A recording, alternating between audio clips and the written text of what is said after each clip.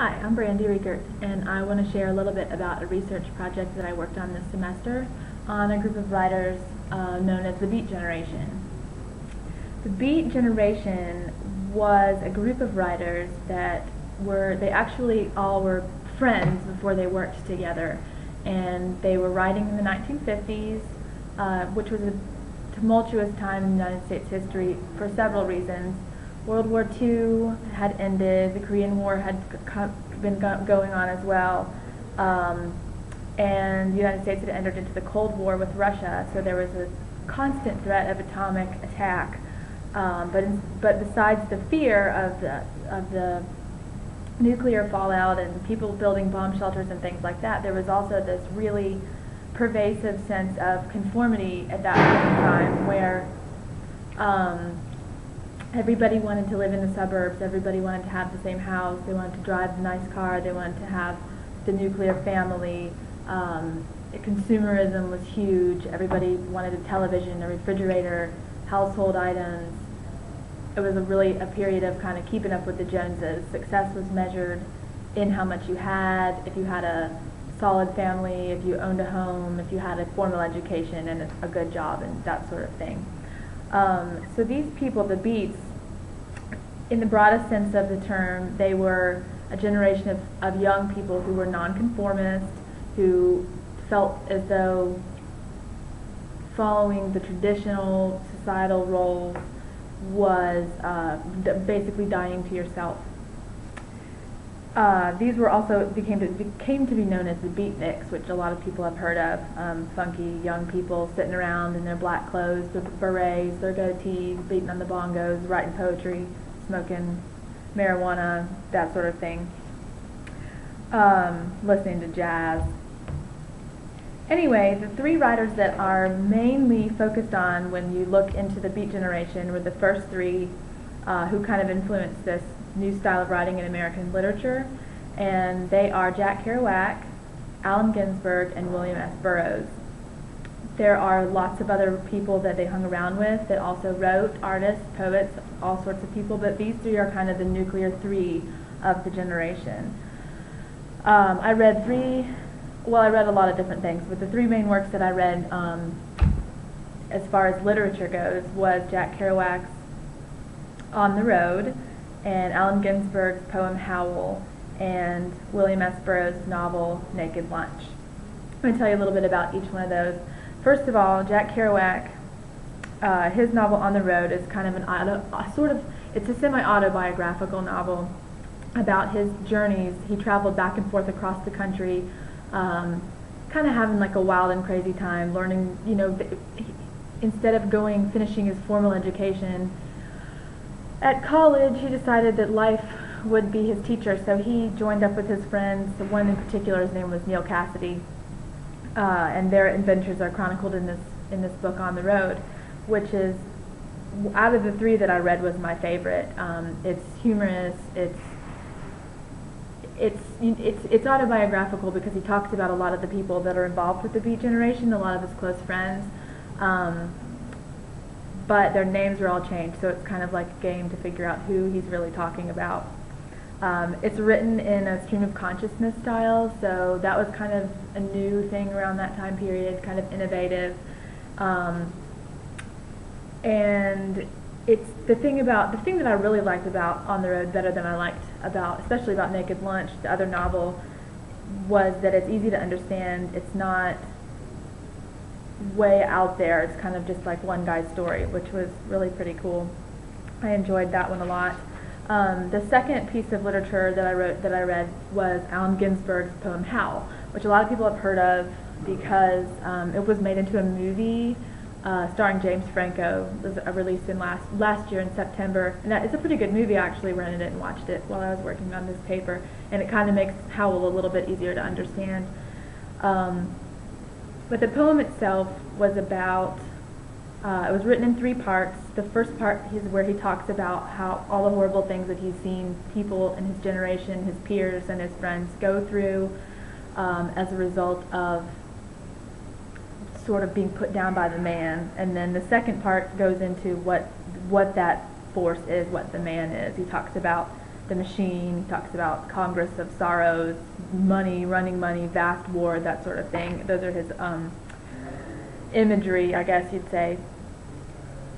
And then the third part is interesting because it's a sort of a sad lamentation almost for a man named Carl Solomon, who Ginsberg was actually institutionalized with at a mental hospital for some period of time.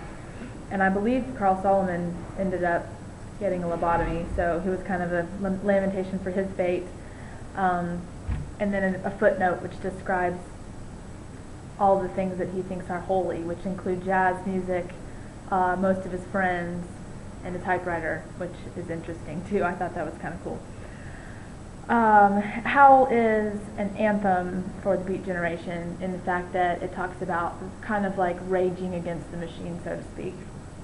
And Ginsberg didn't write any novels, so I can't really compare that to On the Road or Naked Lunch. But the third work was William Burroughs' Naked Lunch, which is, he wrote a lot of things, but that's his most famous work.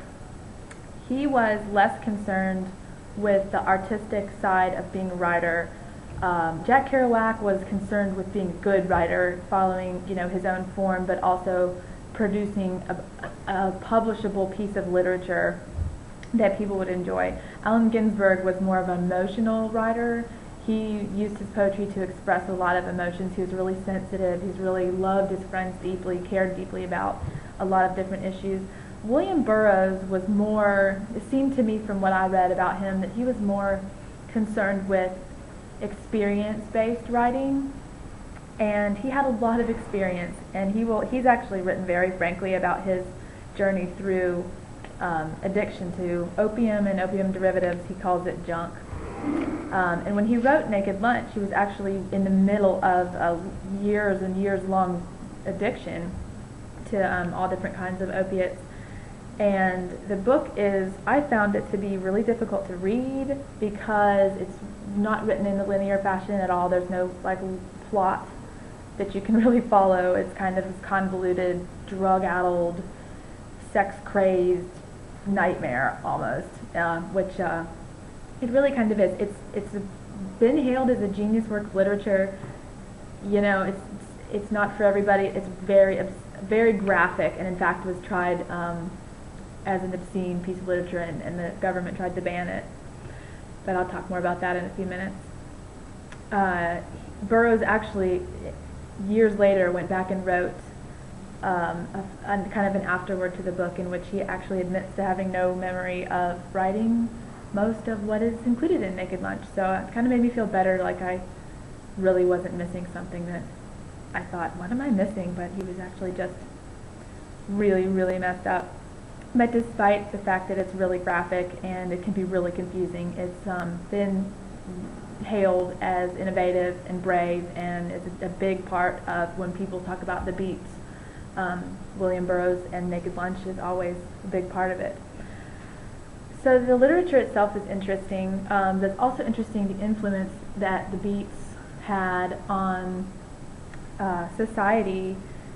They were sort of the groundbreakers in this nonconformist movement against standard society in the 1950s, which it always seems like when somebody starts a counterculture, young people that are unhappy or unsettled for one reason or another are going to follow along. Some are. So that kind of happened. That's where the beatniks came into play. They were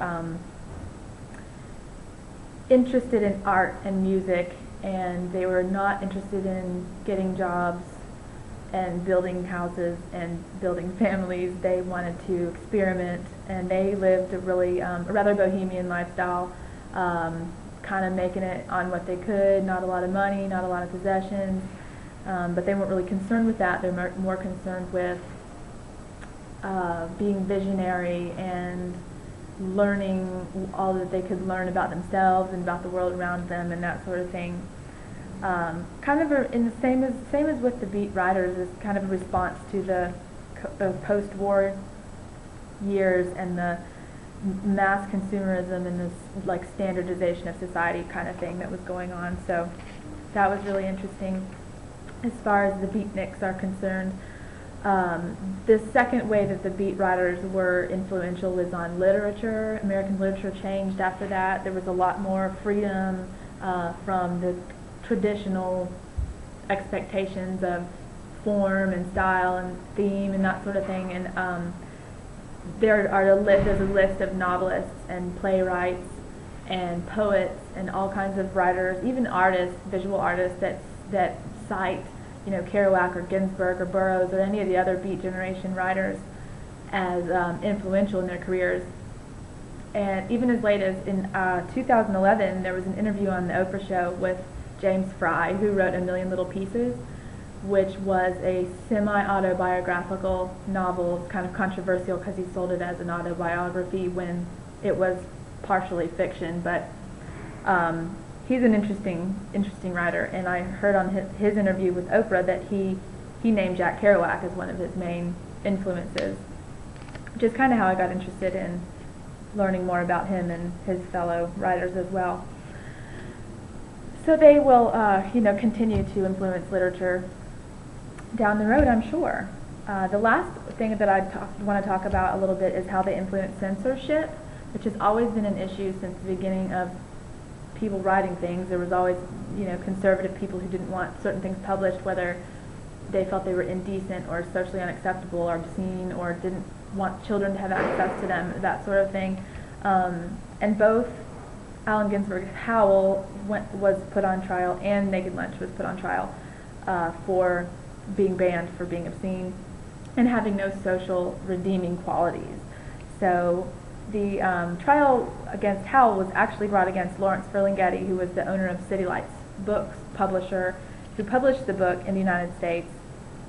And the ACLU defended him at the trial, and a panel of literary experts got up on the stand and testified to the social value of the poem, explaining what Ginsberg was talking about, and that it's freedom of speech to bring accusations of,